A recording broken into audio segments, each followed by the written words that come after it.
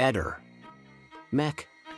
Pallister. Venerdì 18 febbraio Sebastiano Visintin precisa che l'anello è stato trovato a casa, sistemato in una bustina dentro a una piccola scatola, dove Lilly conservava alcune tra le cose più preziose, come la fede di sua madre. Sono venuti a verificare che le chiavi trovate addosso a mia moglie siano quelle di casa nostra, e poi mi hanno chiesto di poter fotografare gli armadietti dove teniamo i farmaci. Pensino abbia preso dei farmaci.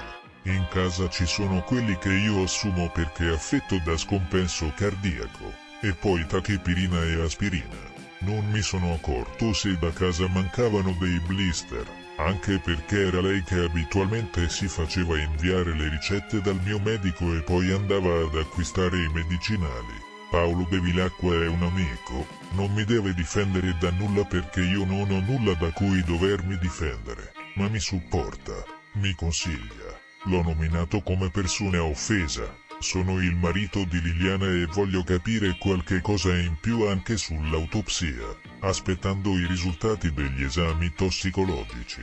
Avrei voluto accarezzarla e quella sera prima di andare a dormire. Ho cambiato le lenzuola e ho risistemato il pigiama che indossava sotto al cuscino. Ho trovato anche una scatoletta dove metteva i bigliettini dei baci perugina che io le regalavo. E mi si è stretto il cuore.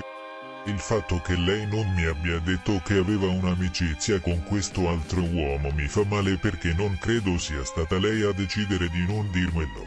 La mia Lily è sempre stata un po' fragile, bambina, e quella mattina deve essersi resa conto di quanto stava facendo e ha preso una decisione. Ehi, non dimenticare di iscriverti a questo canale.